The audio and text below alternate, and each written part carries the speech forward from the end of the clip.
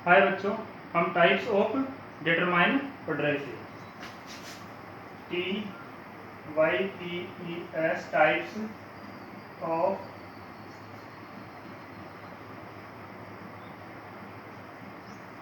Determiners, types of determiners, जिसके अंदर आज हम पढ़ेंगे चौथे नंबर का जो डिटरमाइनर है, जो है QUANTIFIERS, क्वांटिफायर्स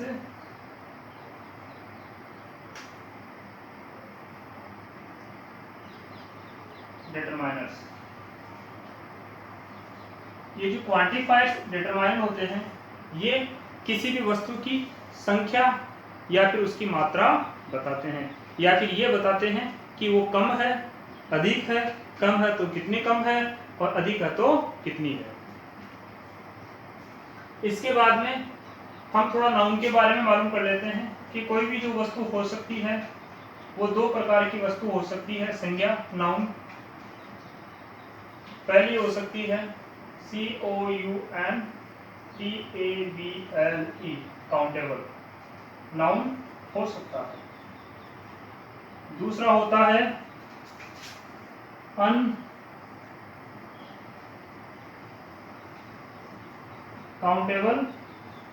नाउन, यानी कि पहला जो संज्ञा है, जो वस्तु है, चीज है, वो हो सकती है काउंटेबल यानी गणनीय, और दूसरी हो सकती है अगणनीय। प्यारे विद्यार्थियों, जो काउंटेबल वस्तु है इसको फिर हम दो भागों में बांट सकते हैं। पहली होती है इसके अंदर सिंगुलर नाउन या सिंगुलर वस्तु, या फिर हम कह सकते हैं PLURAL, प्लूरल वस्तु या प्लूरल नाउन। इधर अपन अनकाउंटेबल की बात करें तो ये एक ही फॉर्म में होगी, SINGULAR, सिंगुलर नाउन के रूप में होगी। प्यारे विद्यार्थियों, यहाँ स्क्रीन के ऊपर क्या दिखाई दे रहा है? वाटर। आप वाटर के बारे में क्या कहेंगे? यह काउंटेबल है या अनकाउंटेबल है?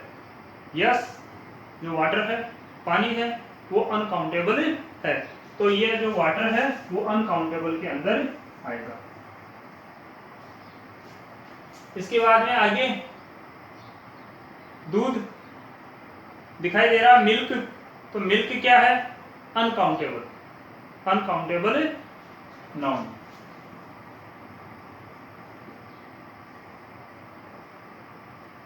उसके बाद में यदि मैं काउंटेबल नाउन की बात करूं तो काउंटेबल के अंदर यहां पे कुछ दिखाई दे रहा है, क्या है? बुक। गिन सकते हैं इसे, हम बता सकते हैं कि ये एक पुस्तक है, और एक पुस्तक है मतलब ये सिंगुलर है, तो हम इसके लिए कहेंगे या तो हम टाइप कर देंगे बुक, और यदि हमने डिटरमाइन लगाया है या लगाना है तो हम कहेंगे ए बुक।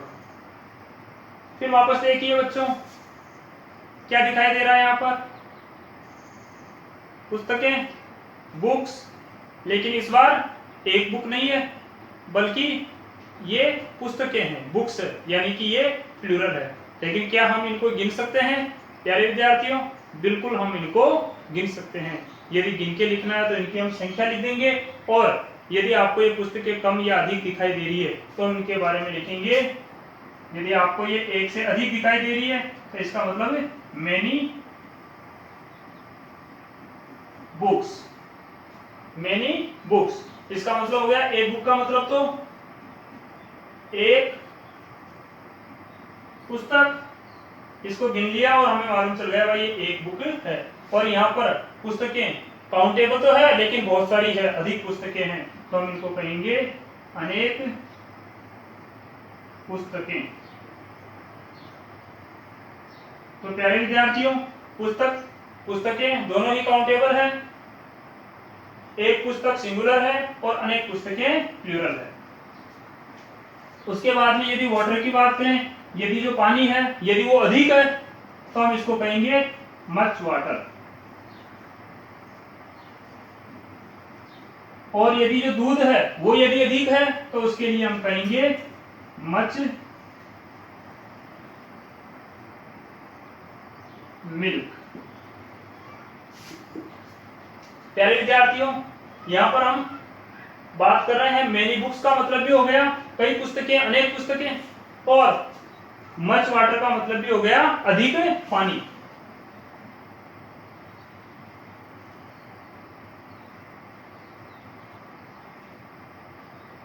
अधिक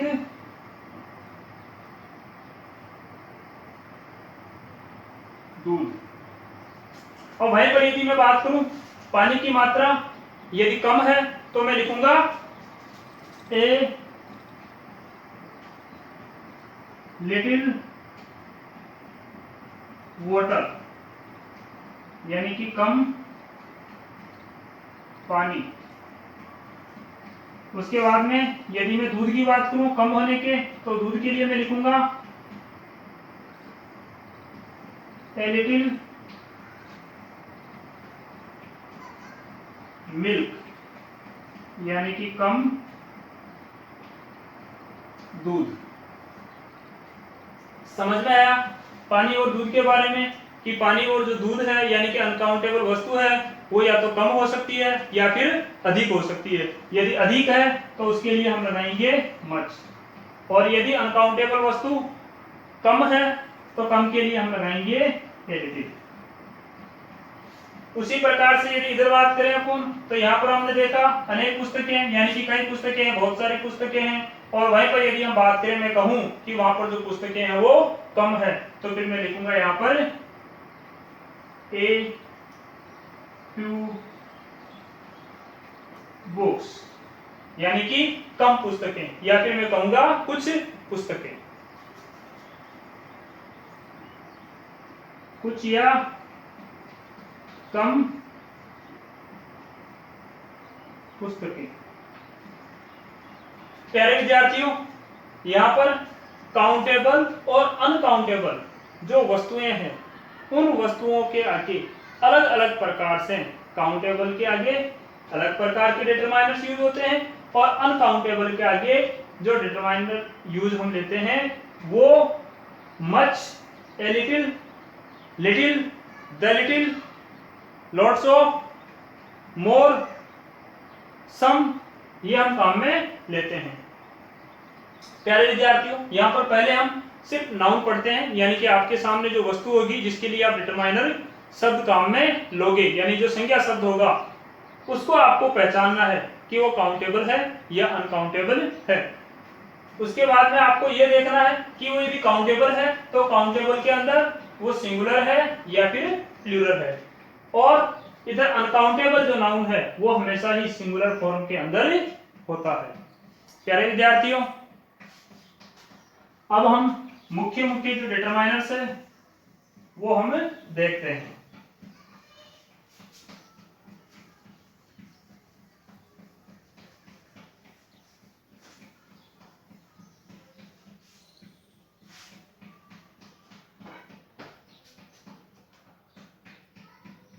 हम लिख लेते हैं एक तरफ काउंटेबल और एक तरफ अनकाउंटेबल वस्तुएं। COUNTABLE,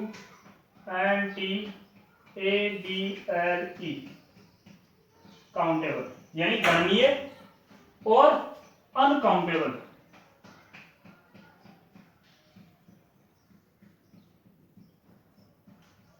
uncountable.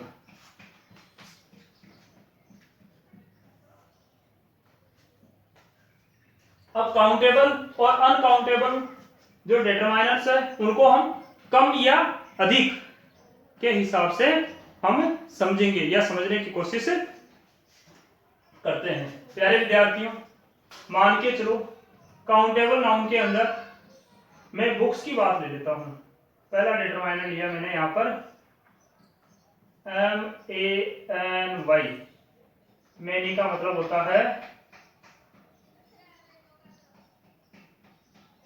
अनेक, अनेक से पता चल रहा है कई, यानी कि अधिक।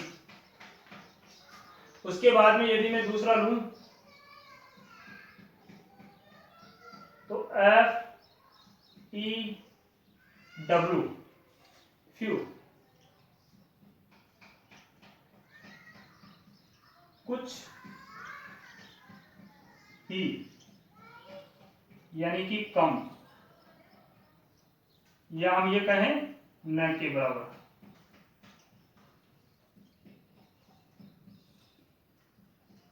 न के बराबर। तीसरा हम लेते हैं ए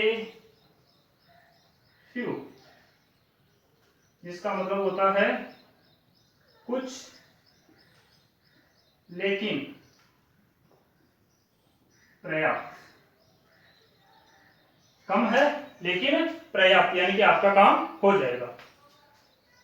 उसके बाद में यदि मैं चौथा लूं तो द फ्यू, जो है संपूर्ण, जो है संपूर्ण, या जो है वो सभी।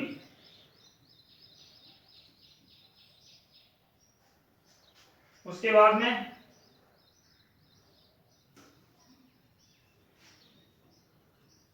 ए lot of,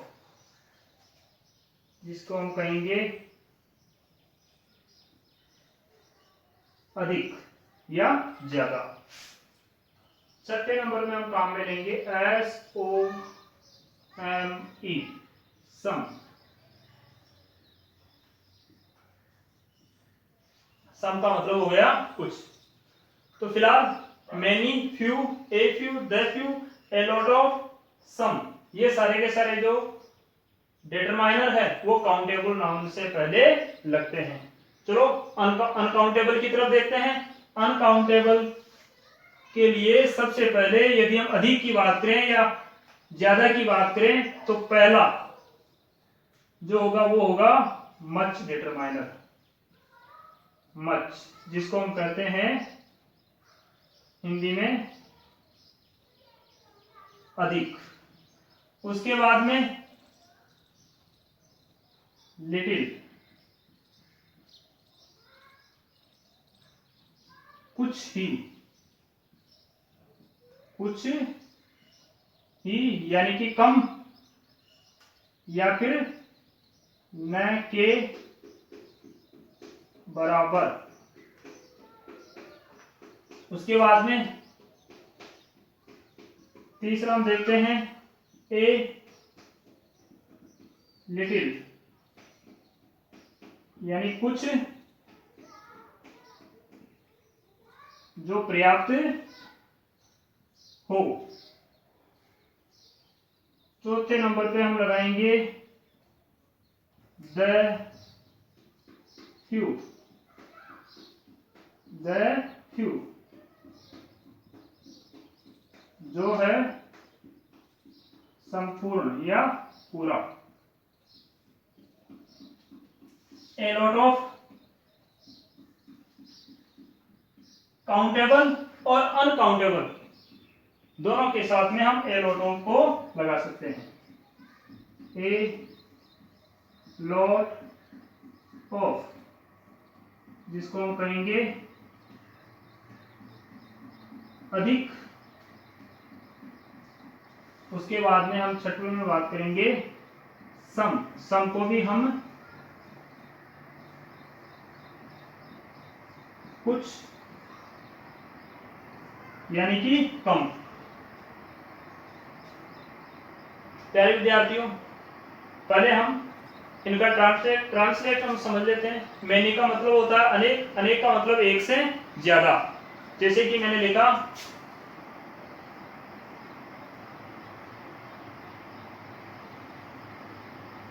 THERE, there are many books। मैंने लिखा there are many books। there यानी वहां, are यानी है, many यानी कई, और books यानी पुस्तकें, यानी कि वहां पर कई पुस्तकें हैं। तो यहाँ पर एक से अधिक पुस्तकों को many शब्द या many डिटरमाइनर दिखा रहा है या हमें बता रहा है। कि जो पुस्तकें हैं वो कई है, अनेक है। तो यहाँ पर फ्यू की बात कर लेते हैं। पहले हम हिंदी में समझ लेते हैं कि यहाँ पर फ्यू का मतलब होता है कुछ ही, कम, न के बराबर। अब प्यारे विद्यार्थियों, कुछ ही से मतलब है कि मान के चलो, पहली बात तो नाउन जो है वो काउंटेबल होना चाहिए। अब आप ये मान के चलो कि कक्षा 10 के अंदर 20 विद्यार्थी है। कितने विद्यार्थी है? 20 विद्यार्थी है। और आज कक्षा के अंदर मात्र कुछ ही विद्यार्थी उपस्थित हुए हैं, या फिर मैं कहूं कि मात्र 3 या 4 विद्यार्थी उपस्थित हुए हैं। तो क्या लगता है, कक्षा लगेगी? और लगेगी तो क्या मजा आएगा? नहीं आएगा प्यारे विद्यार्थियों।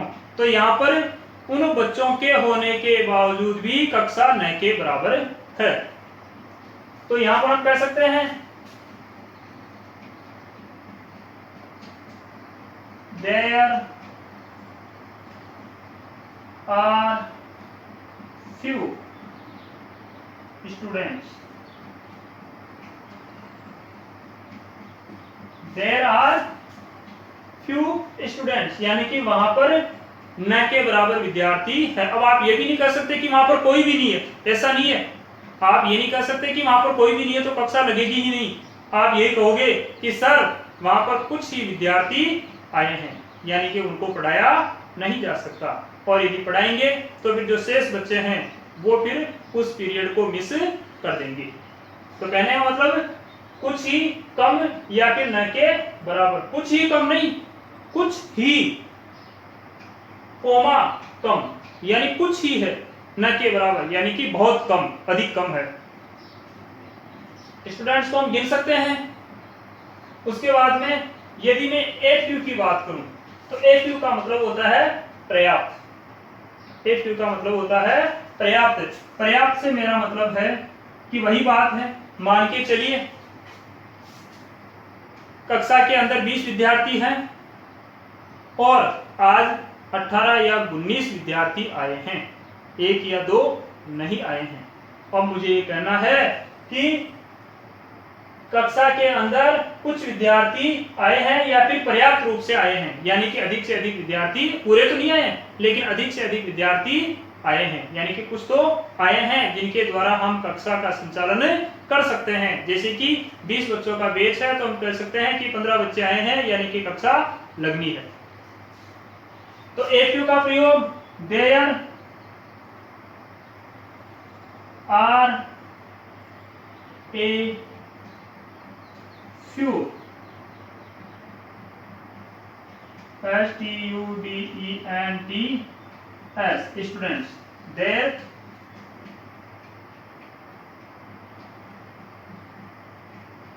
there are a few students। प्यारे विद्यार्थियों, ए फ्यू का मतलब कुछ है, यानी कि एक से अधिक है, इसीलिए हमने यहाँ पर आर का प्रयोग किया है, यानी कि अपने आप में ए फ्यू जो है वो बहुवचन है।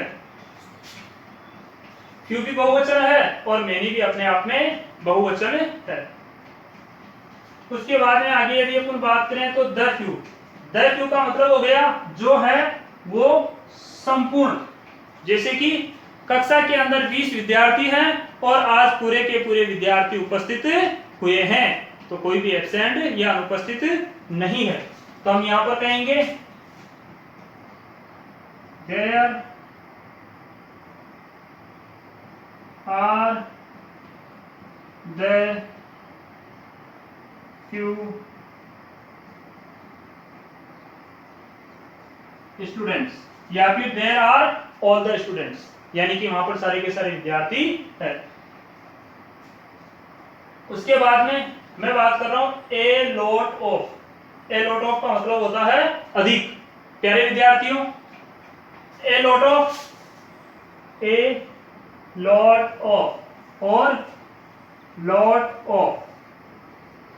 प्यारे विद्यार्थियों, हम ए लॉट ऑफ भी लिख सकते हैं और लॉट्स ऑफ भी लिख सकते हैं, लेकिन यदि आपने ए लॉट यदि आगे ए लगाया है तो हम यहाँ पर एस नहीं लगा सकते, यानी इसको लॉट्स नहीं कर सकते। तो प्यारे विद्यार्थियों ये आपको ध्यान रखना है कि यदि लोड्स लिखते वक्त यदि लोड्स लोड के पीछे एस लगा दिया तो आगे ए नहीं लगाना है। ए लॉट ऑफ और लॉट्स ऑफ दोनों का ही अर्थ होता है अधिक यानी कि ज्यादा, चाहे वो काउंटेबल वस्तु हो या फिर अनकाउंटेबल वस्तु हो। हम ए लॉट ऑफ और लॉट्स ऑफ डिटरमाइनर को हम काउंटेबल और अनकाउंटेबल दोनों ही वस्तुओं के लिए यूज में लेते हैं। तो यहां पर लिखूंगा there are a lot of students, यानी कि वहां पर कई विद्यार्थी है, यानी कि सारे के सारे विद्यार्थी या फिर अधिक मात्रा के अंदर विद्यार्थी है। सम का मतलब होता है कुछ यानी कि कम, यानी कि पूरे से कुछ कम। तो इसके लिए हम काम में लेंगे THERE there are some students. There are यानी वहां है, सम यानी कुछ, स्टूडेंट्स यानी विद्यार्थी, यानी कि वहां पर कुछ विद्यार्थी है, यानी कि पूरे के पूरे नहीं है, यानी कि कुछ है, यानी कि पूरे से कम है। तो प्यारे विद्यार्थियों अब हम बात करते हैं अनकाउंटेबल की। अनकाउंटेबल के अंदर सबसे पहले हम देखते हैं अधिक, यानी कोई भी मात्रा, किसी भी वस्तु की जो मात्रा है वो यदि अधिक हो तो, जैसे कि हमने कहा कि वहां बहुत पानी है, वहां बहुत पानी, या फिर मैं कहूं कि ये जो जग है इस जग के अंदर पानी अधिक है, तो मैं ये कहूंगा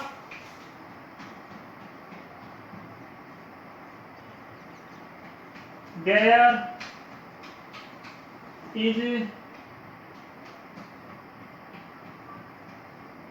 much water in the jug, यानी कि there is much water in the jug, यानी जग के अंदर बहुत पानी है, यानी कि पानी ज्यादा है। उसके बाद में यदि मुझे ये कहना है कि कुछ ही पानी है, यानी कि हम ये नहीं कह सकते पानी नहीं है, यानी कुछ ही पानी है, यानी कि पानी की जो मात्रा है वो न के बराबर है, यानी कि जिससे मेरी प्यास नहीं बुझ सकती। मान के चलो प्यारे विद्यार्थियों, जो पानी का जग होता है वो मैं लेकर आया और लेके आते ही वो मेरे हाथ से छूट गया या फिर वो गिर गया। अब गिरने के बाद मैंने जग को उठाया और उसके अंदर देखा कि उसके अंदर, अब मैं ये नहीं कह सकता कि भाई उसके अंदर पानी नहीं है, पानी की कुछ मात्रा तो उसके अंदर है, चाहे वो किनारों पे लगी हुई है या फिर नीचे पेंदे में है, यानी कुछ पानी तो है, लेकिन क्या उससे मेरी प्यास बुझ सकती है? नहीं बुझ सकती प्यारे विद्यार्थियों। तो इस कंडीशन में जब कोई भी वस्तु अनकाउंटेबल हो और वो न के बराबर हो तो हम ये कह सकते हैं कि उसके लिए हम लिटिल का प्रयोग करेंगे, जैसे कि there is little water in the jug, यानी कि वहां जग के अंदर न के बराबर पानी है, यानी कि कम पानी है। उसके किस प्रकार से, मान के चलो आपके जानवर हैं, आप उन्हें पानी पिलाने के लिए लेकर गए और रास्ते में आपको एक छोटा सा खड्डा दिखाई दिया, उसके अंदर पानी तो है, लेकिन क्या उससे जानवरों की प्यास बुझाई जा सकती है? क्योंकि उसके अंदर पानी की जो मात्रा है वो कम है, यानी उन जानवरों के लिए न के बराबर है। तो न के बराबर का जब भाव होता है तो हम लिटिल का प्रयोग करते हैं। उसके बाद में यदि हम ए लिटिल की बात करें तो ए लिटिल का मतलब होता है कुछ या पर्याप्त, कुछ या पर्याप्त। मान के चलो कि घर के अंदर हमारे कुछ मेहमान आ गए और मेहमान आ गए तो जाहिर सी बात है कि हमारे पास में एक गिलास दूध है और 3 आदमी आ गए या 3 गेस्ट आ गए। अब हमें उन गेस्टों के लिए या मेहमानों के लिए चाय बनानी है। क्या हम एक गिलास दूध से उन 3 या 4 मेहमानों के लिए एक एक कप चाय का बना सकते हैं? बताइए। बिल्कुल बना सकते हैं प्यारे विद्यार्थियों। एक गिलास के द्वारा हम चारों मेहमानों के लिए चाय बना सकते हैं, यानी कि दूध जो है वो पर्याप्त है। यदि मैं वही बात करूं कि वही दूध का गिलास आपके हाथ से छटक गया और नीचे गिर गया और गिरने के बाद में एक बूंद दूध की गिलास के अंदर बची, अब आप मेहमानों को या फिर अपने घर वालों को आप ये तो नहीं कर सकते कि घर के अंदर दूध है ही नहीं। आप ये कहोगे कि भाई जो दूध था वो तो गिर गया, या फिर दूध है ही नहीं, या फिर दूध न के बराबर है, यानी कि कम है। अब ये तो हिंदी में बात कर रहा हूं, यदि इंग्लिश में मुझे समझाना होगा तो फिर मैं लिखूंगा देयर इज लिटिल मिल्क, यानी कि वहां जो दूध है वो कम है, यानी जिस दूध के द्वारा चारों मेहमानों के लिए चाय नहीं बनाई जा सकती तो हम लिटिल का प्रयोग करेंगे। और यदि आप उन चारों मेहमानों को पर्याप्त रूप से चाय बनाकर पिला सकते हो तो फिर उसके लिए हम ए लिटिल का प्रयोग करेंगे। तो इसके लिए हम उदाहरण लेते हैं। There is a little milk, यानी कि वहां पर ए लिटिल यानी कि थोड़ा सा दूध है जिससे आपका काम हो जाएगा, यानी कि पर्याप्त है। द फ्यू का मतलब होता है संपूर्ण, सारा का सारा, यानी कि पूरा का पूरा। अब ये क्या करना है आपको, मान के चलो वही बात करने यहाँ पर कि कुछ मेहमान आ गए और आने के बाद में आपके घर में जो संपूर्ण दूध है, अब वो सारा का सारा दूध आपको क्या करना है, चाय के लिए काम में लेना है। तो संपूर्ण दूध की जब हम बात करते हैं तो हम द फ्यू का प्रयोग करेंगे। जैसे कि there is the little milk, यानी कि जो दूध है हम उस संपूर्ण या पूरे दूध की हम बात कर रहे हैं। उसी प्रकार से यदि आगे हम देखें तो ए लॉट ऑफ या लॉट्स ऑफ भी हम लिख सकते हैं। यहाँ आप ये एक बात कॉमन देखोगे कि ए लॉट ऑफ को हमने काउंटेबल के अंदर भी लिखा है और ए लॉट ऑफ को हमने अनकाउंटेबल नाउन के लिए भी लिखा है। तो प्यारे विद्यार्थियों, जो ए लॉट ऑफ है और जो सम है इनका प्रयोग काउंटेबल के लिए भी करते हैं और अनकाउंटेबल के लिए भी करते हैं। और यदि कोई भी वस्तु अधिक है तो ए लॉट ऑफ, और यदि कम है तो सम, चाहे वो काउंटेबल हो या फिर अनकाउंटेबल हो। तो मैं कह सकता हूं जैसे कि देयर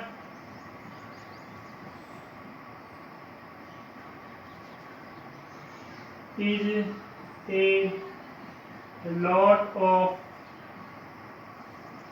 मिल्क, यानी कि वहां पर बहुत दूध है, यानी कि ए लॉट ऑफ, या फिर मच, ये भी आप काम में ले सकते हो। उसके बाद में यदि मैं यह बात करूं सम, यानी कुछ ही, मुझे ये कहना है कि जो दूध है उसकी संख्या तो होगी नहीं, मात्रा जो होगी वो कम है, तो मैं लिखूंगा देयर इज सम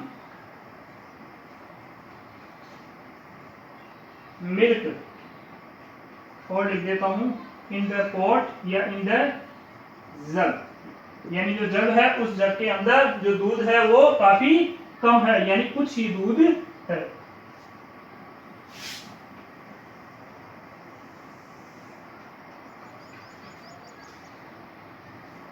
हम ए लॉट ऑफ भी लिख सकते हैं और लॉट्स, ए लॉट ऑफ और लॉट्स ऑफ हम चाहे जो लिख सकते हैं।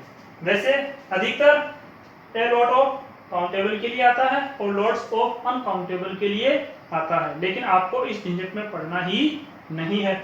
आपको तो डायरेक्टली लिखना है, या तो लॉट्स ऑफ लिख दो या फिर ए लॉट ऑफ लिख दो। प्यारे विद्यार्थियों, अब हम देखते हैं जो डिटरमाइनर्स हमने यूज में लिए हैं उनका हम व्याख्या कर लेते हैं। प्यारे विद्यार्थियों, डिटरमाइनर के लिए हमने डेफिनेशन के अंदर ये कहा था कि जो डिटरमाइनर्स है वो हमेशा ही नाउन से पहले आते हैं। अब हम यहाँ देखते हैं, देखें यहाँ पर इस वाक्य में बात करें तो बुक्स अपने आप में नाउन है, बहुवचन नाउन है, और इससे ठीक पहले हमने लगाया मेनी, तो ये हो गया डिटरमाइनर। उसी प्रकार से स्टूडेंट्स नाउन है और इसके लिए हमने लगाया फ्यू, तो ये डिटरमाइनर हो गया। उसके बाद में यदि यहां बात करें तो स्टूडेंट्स नाउन है और ए फ्यू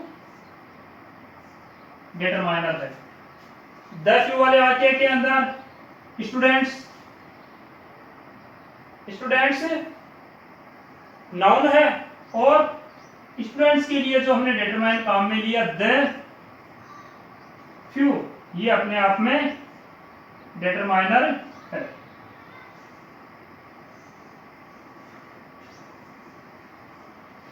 उसके बाद में फिर हम आगे देखते हैं ए लॉट ऑफ।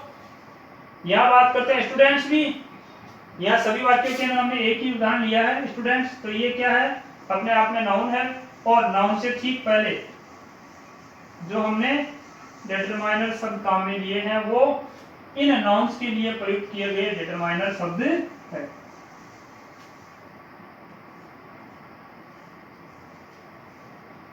अनकाउंटेबल के अंदर भी वही बात है, जो पानी है वो अपने आप में नाउन है, संज्ञा है, और इसके लिए हमने काम में लिया है मच, तो ये हो गया डिटरमाइनर। उसी प्रकार से यहां पर भी वाटर है, तो यहां पर लिटिल कम के लिए, कम मात्रा के लिए। उसके बाद में यहां मिल्क है और इसके लिए हमने काम में लिया है ए लिटिल, तो ये डिटरमाइनर है। द फ्यू वाले वाक्य के अंदर मिल्क नाउन हो गया और इसके आगे द लिटिल, ये हो गया अपने आप में डिटरमाइनर। उसके बाद में मिल्क और इसके ठीक आगे ए लॉट ऑफ, तो ये हो गया डिटरमाइनर। फिर हम बात करें मिल्क नाउन हो गया और इसके लिए हमने लगाया सम, तो ये हो गया अपने आप में डिटरमाइनर। अब प्यारे विद्यार्थियों, ये तो हो गई बेसिक डिटरमाइनर्स जो क्वांटिफायर्स के अंदर आते हैं उनकी बात। इसके अलावा और भी बहुत सारे डिटरमाइनर आते हैं। फिलहाल हम ये कहना चाह रहे हैं कि वस्तु चाहे काउंटेबल हो या फिर अनकाउंटेबल हो, उनको आप दो ही प्रकार से समझो कि वो या तो अधिक है और या फिर कम है। यदि अधिक है, यदि हम मान के चले तो आप देखो और भी इसको इजी करना चाहो तो आप एक काम करो, यदि हम यहाँ अधिक और कम के भाव में पढ़ रहे हैं तो अधिक और कम की यदि अपन बात करें, ये कुछ ही कुछ या फिर जो है संपूर्ण, इनको हम छोड़ देते हैं, little a little the few, हम इनको छोड़ देते हैं। यहां बात कर रहे हैं कम और अधिक की।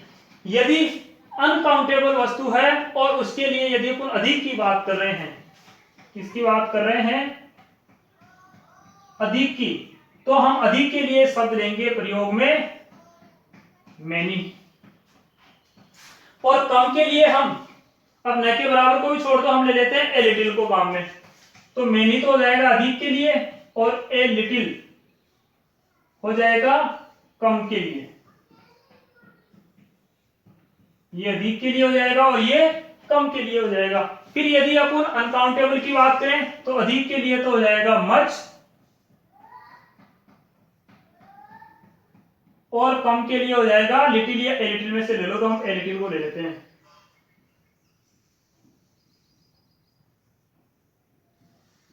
कम, बस हो गया आपका काम। बाकी डिटरमाइनर्स फिलहाल हमें ज्यादा रट्टा मारने की आवश्यकता नहीं है। फिलहाल हम कम और अधिक दो ही प्रकार के जो डिटरमाइनर्स यूजेस है वो हम सीखेंगे, यानी कि कम या अधिक। अब यदि इससे भी आसान करना है प्यारे विद्यार्थियों, यदि आप इससे भी इजी करना चाहते हो कि नहीं सर हमें तो इतना तो छोड़ो, हमें तो ये चार भी याद नहीं होते हैं, तो कोई बात नहीं है, आप फिर एक काम करो, दो डिटरमाइनर याद कर लो कम और अधिक के लिए। एक तो ए लॉट ऑफ और सम, ए लॉट ऑफ और सम। यदि अधिक के लिए आपको बोलना है तो ए लॉट ऑफ शब्द काम में ले लो, और यदि आपको कम के लिए बोलना है तो आप सम के लिए सम शब्द को काम में ले लो, जिसका मतलब होता है कुछ। और ए लॉट ऑफ का मतलब होता है अधिक। ए लॉट ऑफ और जो सम है ये डिटरमाइनर है, ये काउंटेबल से पहले भी आते हैं और अनकाउंटेबल से पहले भी आते हैं, यानी कि 99% तो ये काउंटेबल और अनकाउंटेबल दोनों ही नाउन के लिए आते हैं। अब उसके बाद में यदि अपन प्यारे विद्यार्थियों वर्ब की बात करें तो इधर देखो हमने आर लगाया है। इसका कारण ये था कि यहां पर ये जो नाउन थे वो सारे के सारे बहुवचन थे, books, students, students, students, students और स्टूडेंट्स, ये अपने आप में बहुवचन थे, इसीलिए हमने हेल्पिंग वर्ब जो है वो आर का प्रयोग किया है। लेकिन प्यारे विद्यार्थियों अनकाउंटेबल के अंदर तो अपन ने वीडियो के शुरुआत में ही समझ लिया था कि अनकाउंटेबल जो वर्ब होती है या अनकाउंटेबल जो शब्द होते हैं, नाउन होते हैं, वो अपने आप के अंदर सिंगुलर ही होते हैं। और हम जानते हैं कि सिंगुलर नाउन के लिए सिंगुलर वर्ब का हम प्रयोग करते हैं और इसीलिए हमने यहाँ पर इज का प्रयोग किया, क्योंकि इज अपने आप में सिंगुलर वर्ब है।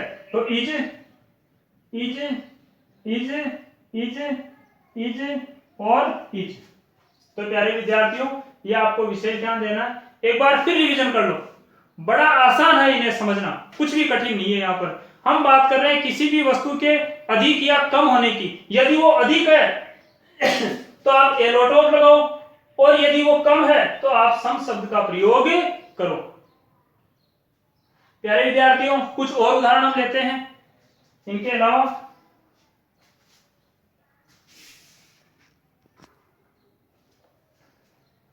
चलो प्यारे विद्यार्थियों अब हम अगला क्वांटिफाइड डिटरमाइनर लेते हैं हम एनी,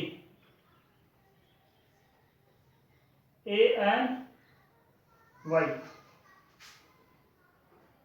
एनी का प्रयोग अधिकतर हम नेगेटिव प्लस नेगेटिव या इंट्रोगेटिव सेंटेंस से पहले इनका प्रयोग हम करते हैं। जैसे कि मैंने कहा do you have any pen, प्रश्नवाचक है, हम प्रश्न पूछ रहे हैं, तो इसका हो जाएगा डू यू हैव, क्या तुम्हारे पास में है, एनी पेन, कोई पेन, क्या तुम्हारे पास में कोई पेन है। तो प्रश्न पूछने के लिए यदि अपन एनी यानी कोई का प्रयोग करना हो तो हम एनी का प्रयोग करते हैं। हम नेगेटिव वाक्य के अंदर भी हम एनी का प्रयोग करते हैं अधिकतर। जैसे कि अब मैंने जवाब दिया do you have any pen, क्या तुम्हारे पास कोई पेन है। अब मुझे कोई लड़का है वो जवाब दे रहा है सर मेरे पास पेन नहीं है, या फिर मेरे पास कोई पेन नहीं है। तो फिर इसका एक और उदाहरण हो जाएगा I have no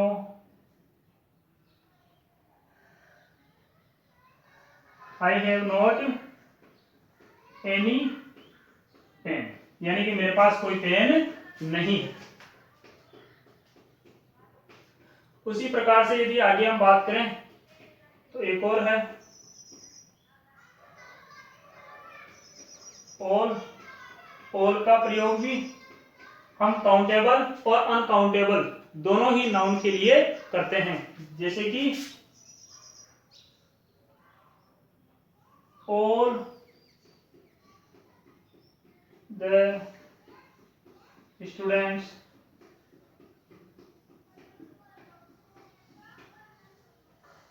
have gone, all the students have gone, all the students यानी कि सभी विद्यार्थी, हैव गॉन यानी कि जा चुके हैं। तो विद्यार्थियों के लिए द स्टूडेंट्स के लिए हमने ऑल शब्द का प्रयोग किया है, ये हो गया यहाँ पर डिटरमाइनर। और यहां पर एनी जो है वो हो गया डिटरमाइनर। उसके बाद में यदि हम बात करें अगले डिटरमाइनर की, हमने एनी देख लिया, ऑल देख लिया, अगला जो डिटरमाइनर है वो है अपना नो या एनफ।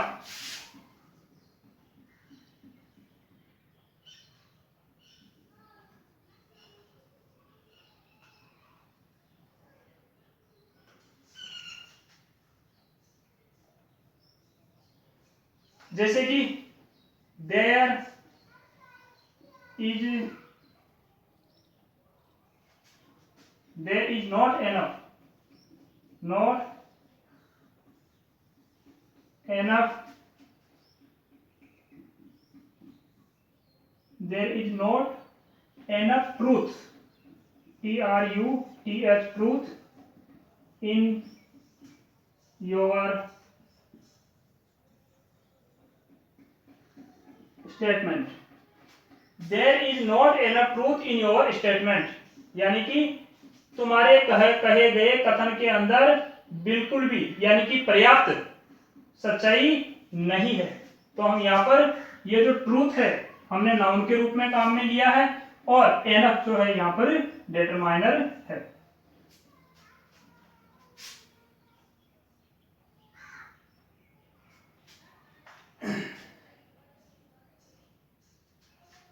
जैसे कि नो को काम में लेते हैं, there is no water in the jug, यानी कि वहां जग के अंदर बिल्कुल भी पानी नहीं है।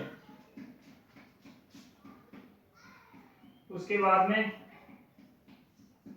ईच का इंडिया तो आप जानते हो, एवरी का भी आप जानते हो, दोनों का ही इंडिया होता है प्रत्येक। ईच का प्रयोग एक विशेष समूह के प्रत्येक विद्यार्थी के लिए किया जाता है। जैसे कक्षा के अंदर 20 विद्यार्थी है और 20 के 20 विद्यार्थियों ने प्राइज जीता, तो मैं लिखूंगा each student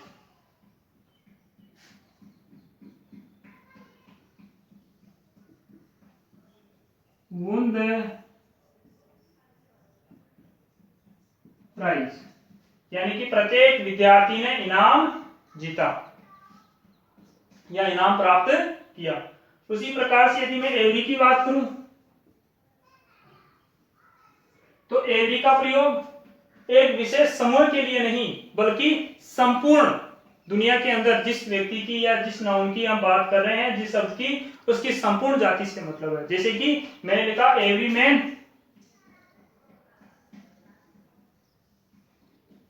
man has to die, यानी एवरी मैन यानी प्रत्येक व्यक्ति होता है मरने के लिए, यानी कि प्रत्येक व्यक्ति की मृत्यु होती है। उसके बाद में EITHER एदर का मतलब होता है या तो, either Ram, EITHER either Ram और Shyam goes to Jaipur. Either का मतलब या तो, यानी कि या तो राम या फिर श्याम जयपुर जाता है। तो यहाँ पर एदर हो गया अपने आप में डिटरमाइनर, यहाँ पर एवरी हो गया अपने आप में डिटरमाइनर, या ईच हो गया, यहाँ पर नो हो गया। उसके बाद में यदि मैं नेदर की बात करूं, नेदर का मतलब होता है न तो मैं लिखूंगा NEITHER neither Ram nor Shyam goes to Jaipur, यानी कि न तो राम और न ही श्याम जयपुर जाता है। प्यारे विद्यार्थियों, एनी का प्रयोग नेगेटिव और इंट्रोगेटिव वाक्यों के लिए कुछ दिखाने के लिए किया जाता है। जैसे कि do you have any pen, क्या तुम्हारे पास में कोई पेन है। और उसी प्रकार से यदि नकारात्मक वाक्य की बात करें तो मैंने जवाब दिया I have not any pen, मेरे पास में किसी प्रकार का कोई पेन नहीं है। उसके बाद में यदि अपन ऑल की बात करें तो ऑल का मतलब होता है सभी, तो all the students have gone, यानी कि सारे के सारे विद्यार्थी है वो जा चुके हैं, या फिर all students have gone. Enough का मतलब होता है पर्याप्त। There is not enough truth in your statement, यानी कि आपने जो कथन कहा है उस कथन के अंदर पर्याप्त सच्चाई नहीं है। नो का मतलब नहीं। There is no water in the jug, यानी कि पानी के अंदर there is no water in the jug, यानी जग के अंदर बिल्कुल भी पानी नहीं है, यानी कोई पानी नहीं है। ईच का प्रयोग प्रत्येक के लिए, एवरी का प्रयोग भी प्रत्येक के लिए, लेकिन ईच का प्रयोग एक समूह है, विशेष समूह है या विशेष जाति के व्यक्तियों को दिखाने के लिए हम ईच का प्रयोग करते हैं, और संपूर्ण के लिए हम एवरी का प्रयोग करते हैं। जैसे कि स्टूडेंट जो होते हैं वो कक्षा में होते हैं, तो कक्षा एक ग्रुप हो गया, तो उस कक्षा के सभी या प्रत्येक लड़के ने, तो each student won the prize, यानी प्रत्येक विद्यार्थी ने इनाम जीता। उसी प्रकार से every man has to die, यानी प्रत्येक व्यक्ति को मरना होता है, यानी प्रत्येक व्यक्ति मरता है। एदर और नेदर, एदर का मतलब या तो, और नेदर का मतलब न तो। जैसे कि या तो राम और या श्याम जयपुर जाता है, या तो राम यानी जयपुर जाता है या श्याम जयपुर जाता है, और नेदर के अंदर न तो राम और न ही श्याम जयपुर जाता है।